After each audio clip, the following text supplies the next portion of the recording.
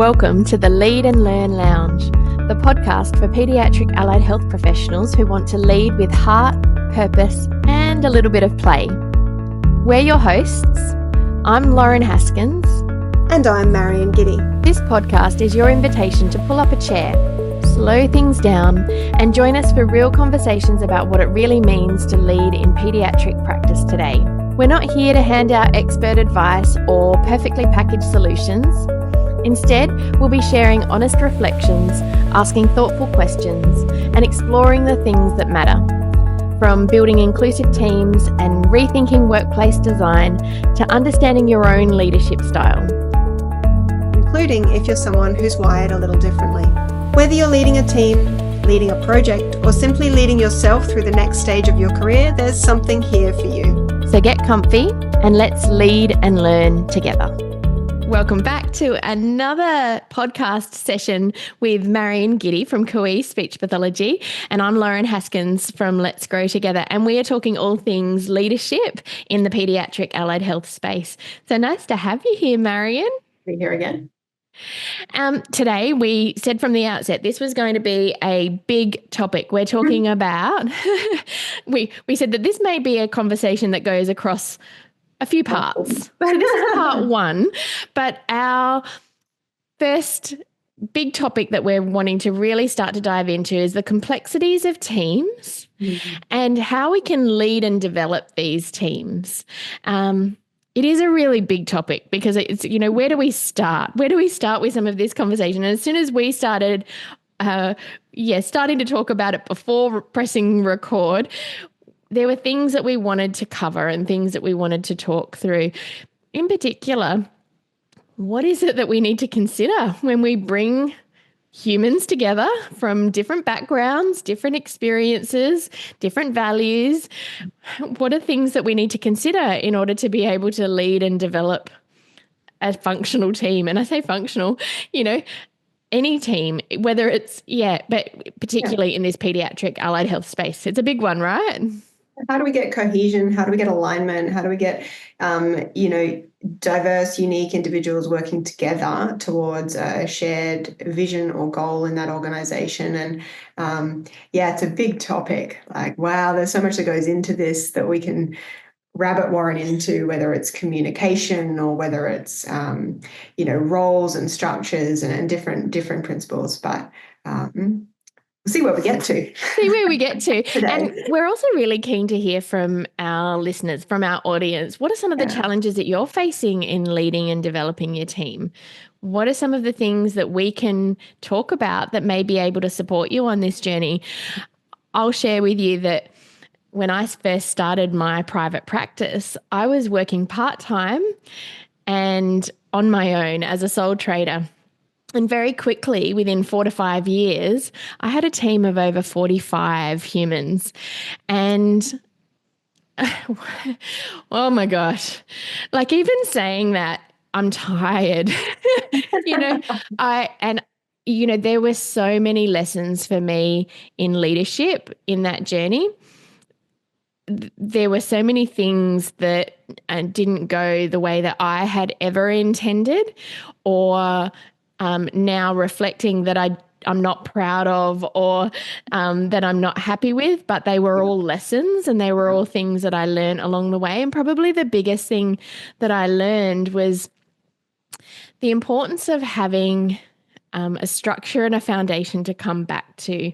As much as I don't like the theory, or, it's not my natural go-to, it is really important to have structures and foundation in place so that you can lean into some of that to be able to establish a rhythm and a flow for how you meet, connect, and show up for others in your team. So whether you're working for yourself or working for somebody else, that's something that I'd really encourage you to be thinking about is, what is that foundation? What are your forms and what are your policies and procedures? What are your resources that you're using to be able to help you to be able to show up, to be able to lead your team? So I think that that's got us starting to talk about, some of the challenges, and I'll give some more examples along the way as we go through this conversation. But what does that look like for you, Marion? What comes to mind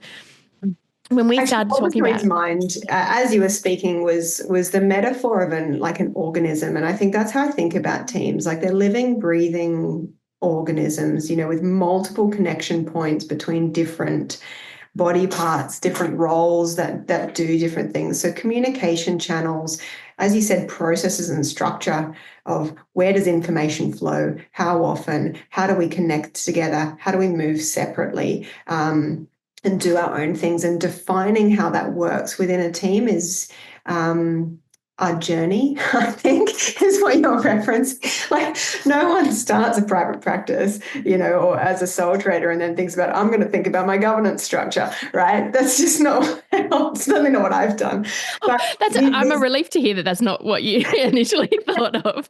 As you said, these are learnings over time as that organism grows and experiences challenges and constraints, and we have learnings through that. We develop structures and processes in response to the challenges that we experience, and that's why it's a process, right? I'm sure different business owners might start at different points based on their knowledge base, but I think for a lot of clinicians moving into business, it's a very organic process. So it's a learning process. We learn through those challenges. But when I think about that organism, when I think about teams, whether it's management or leadership, like whoever's in the role of leading the team, they have a role around systems and processes, and creating organizational structures that allow the team to come together and move separately as well. But then there's also the cultural aspect of leading and defining and elaborating and refining the culture and the felt dynamic of a team as well. And those two areas, I think, are the organizational responsibility, the structure, the processes, and the felt cultural sense. And of course, we need to think about then the individual people's responsibility and how we, as organizational leaders, recruit for and also train and skill individuals in their individual accountabilities to that group. Right. So it's both individual and it's collective. It's all got to come together and move apart. So it's complex, as we said. And then we learn through it. And different teams at different stages are going to need to focus on different aspects of that. They might be going through a values phase or going through a structuralization phase as a business. And that's all just part of the growth and maturity of those organisms learning to work together. So that's what was coming up for me. Yeah. And you spoke about, the complexity of it all. It is so complex. And I don't think it's certainly something that I wasn't aware of when I went into, private practice and when I went into owning a business. Yeah. It's not something that I naturally thought of. I mean, I never dreamed, I never intended for my business to be as large as what it is and what it has been over time. But I don't think I truly recognized the complexity as a leader I needed to be able to bring to the table. When I was working in health, I did a leadership program, and one of my teachers was telling me about how being a leader is like walking around with a whole heap of monkeys on your back.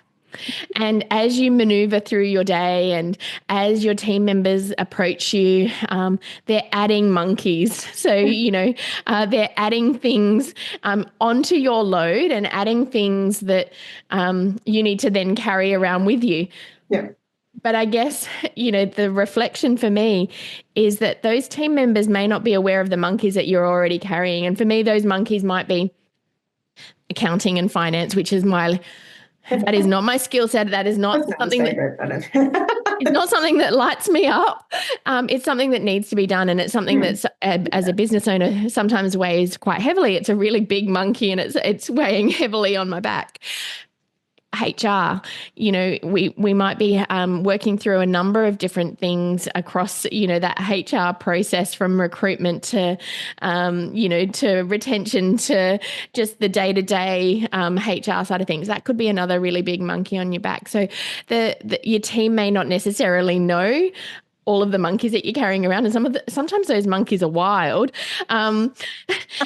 But, it's very easy to be, adding monkeys into that load as well. And I think knowing how to manage the monkeys, it can sometimes be part of that leadership journey, and being able to show up to your team without necessarily revealing who all those monkeys are, what all those monkeys are. So that's always something I've always carried around with, is being able to think about I think how to manage the monkeys. It's such a beautiful metaphor, because it can feel like that. You're wrangling this pack of different tasks, and we often talk about like wearing different hats or juggling balls, and I think they're all metaphors that speak to.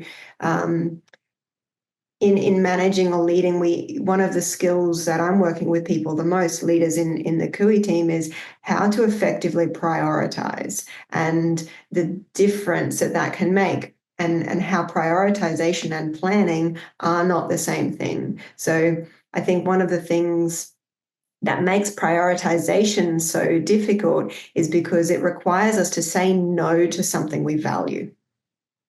And that's really hard to do. Because it's a valuable thing. But if we have all of these different monkeys, and let's be clear, every role has its own monkeys. So clinicians have all of their monkeys that they're doing, and some of them will be hooting at different times than others. And in leadership, we have different responsibilities as well. And learning to prioritize that for ourselves, I think, is a key part of having the internal resources to show up to the rest of the team, and not overwhelm ourselves with the number of monkeys that we're trying to wrangle at once, but that prioritization piece, going, actually, that's not my monkey right now. I'm not doing that. I'm working with this.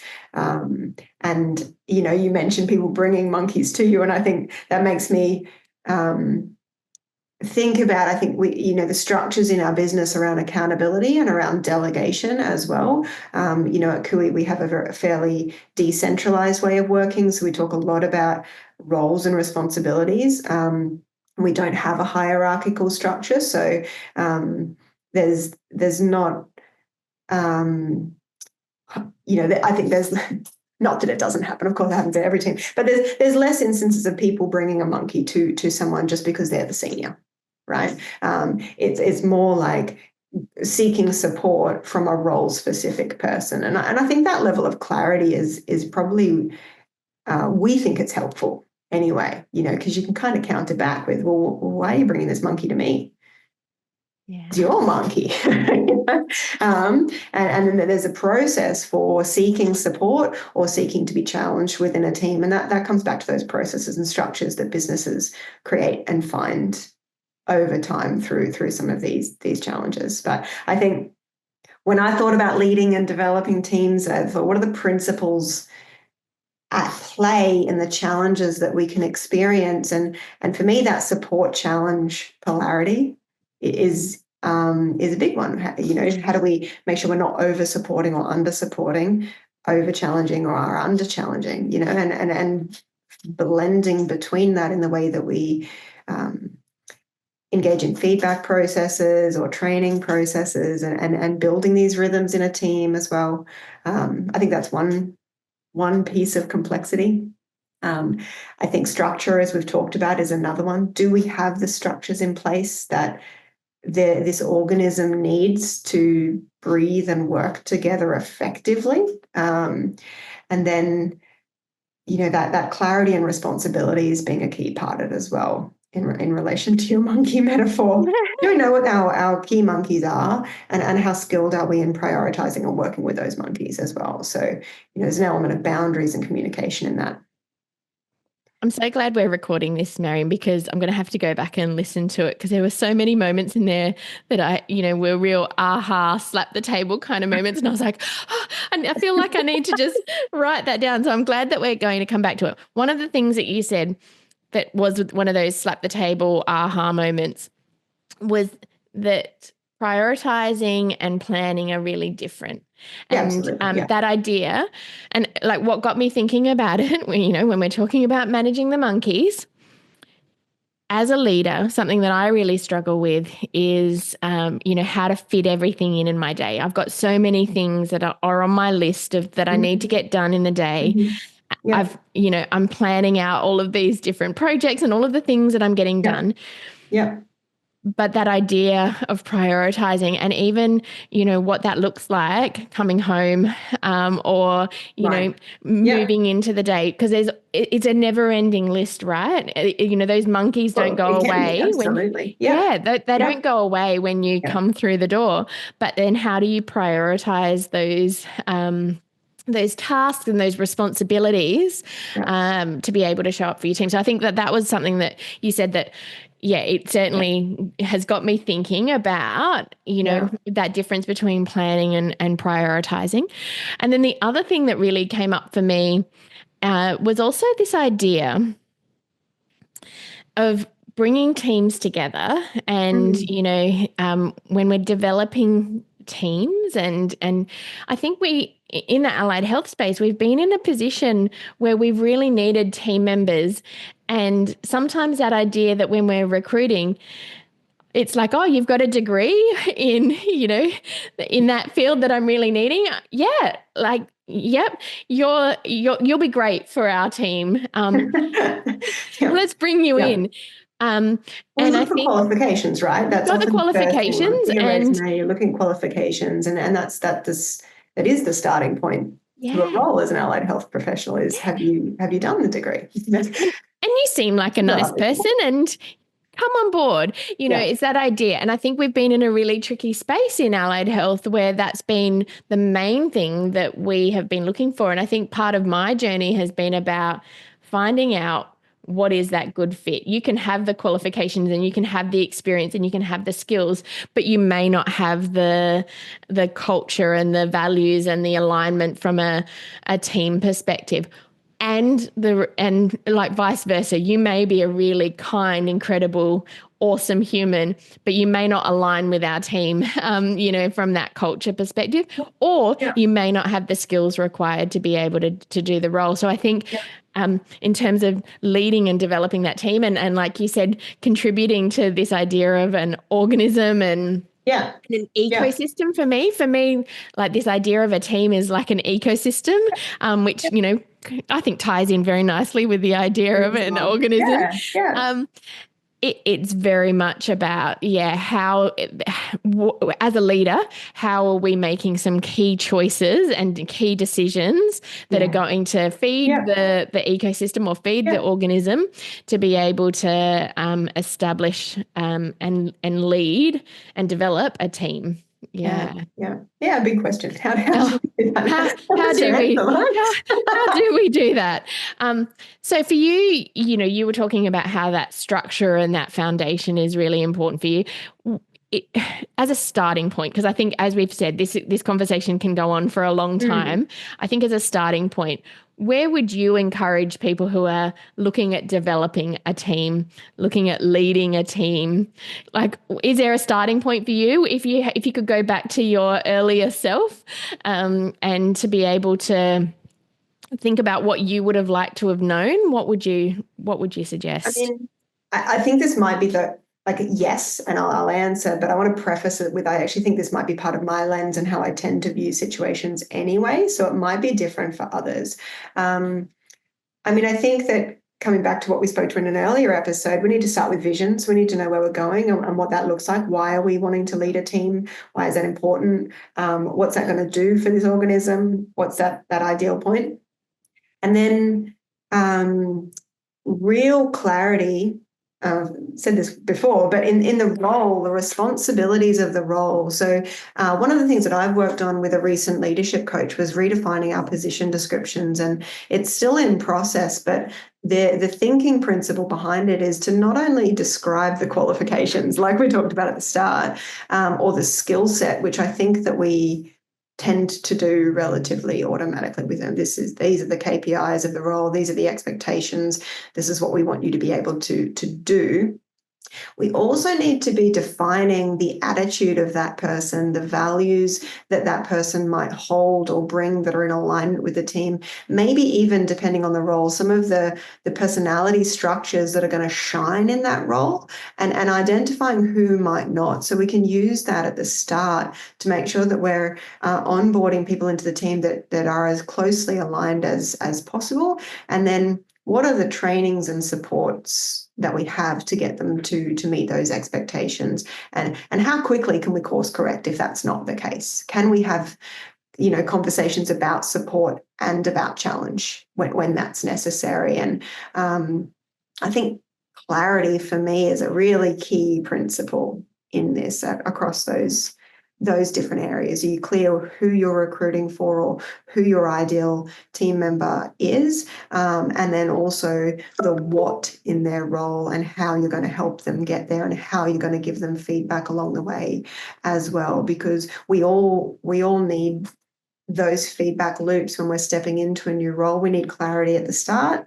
We need alignment, we need clarity, and we need feedback loops, as individuals. And then I think organizations need to give that as well. So I don't know if that was one starting point, but yeah, I think it is, this is a big topic. This is probably the basis of this podcast and the conversations that we're having is what are some of the factors that come into leading and developing teams. You touched on it. For me, I think it's about having supports for you as a leader, having training, having resources, having a network of support that you can lean into for you as a leader, regardless of whether you own your own business, whether you are working for a larger organization, whether you are working for a small business, regardless of where you are on your leadership journey, being able to get support and get challenged and accountability from other leaders is really important. And this is partly why we're showing up in this podcast, and to be able to share some of our learnings along the way is because it's so important to be able to have these conversations while you're on that leadership journey. So that was one thing that I would say is I so wish that I took that support. I reached out for support and learnings sooner. Yeah, and I echo that in as well. It took me about 5 years, I think, to join my first kind of business coaching community and actually connect with other leaders, and that I could have done that 5 years earlier, and what a difference. Isn't it funny? I don't know about you, Marion, but I was at the point where I really I was in that pivotal kind of time, not crisis at all, but I wanted a really immediate change, and I wanted, that quick action.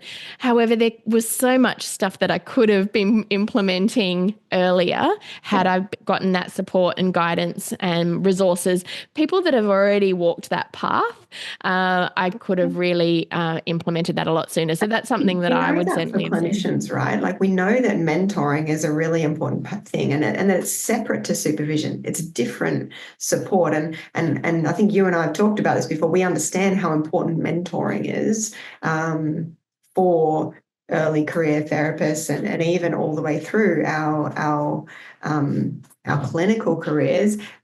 But how funny it is, we step into these leadership roles and we don't then think, hey, I'm going to need a mentor here. I'm new at this. That wasn't an automatic thing for me. Maybe for some people it is. Hopefully times are changing a little bit. This is, but I think that's an encouragement, seeking someone who can both support and challenge you, not seeking peer necessarily support, but seeking the guidance, whether it's through a mentor or a coach of some sort, someone that can help you see your blind spots, and provide the encouragement that you need as well, and the guidance. I think that's, whether that's in business or leadership or finance or whatever it is that you're playing with, that if that's not built into the organizational structure of the team that you're within at the moment, seeking that externally is just so important. and getting the support that you need for what you want and when you want it. And, the right support by the right person at the right time can just be invaluable. So it's not about necessarily, you and I, we both have said, we don't do business coaching. That's the sort of stuff that we get support from. But there are other areas that we can be able to, support and provide assistance. And, we're both really passionate in this leadership space. That's why we're having these conversations. I won't say this conversation because this is one of many conversations. But I think knowing what support you need, knowing what resources may be really helpful, will link you into the right person. And I think that that's something for me in terms of leading and developing a team. I wish I had have done a little bit earlier. So much to dive into in this space. That's just the tip of the iceberg, isn't it? Tip of the iceberg. But I think coming up, as you said, it's going to be about how to do this a little bit more. So we've touched on a little bit about the background element in this particular episode, but I think we're going to start to really dive in as we explore this. Maybe for part 2, we'll dive into how to do that a little bit more at that granular kind of level that might provide some insights to somebody that's just, exploring this leadership journey. I'll have some questions on it or some challenges, hear back from the listeners as well of we've covered a bit of ground today. What is it that's resonated? What is it the curiosity there? Let's hone in a little bit. Otherwise we'll share some stories maybe and see where we get to. Yeah, we would love to hear some stories from some of our listeners as well. So send us a DM, reach out to us on socials because we would love to hear questions, comments, and would love to hear some of your stories about leading and developing teams. Thanks so much for the chat today, Marion, and we'll catch up next time for this ongoing conversation around leadership in the paediatric allied health space. Sounds great.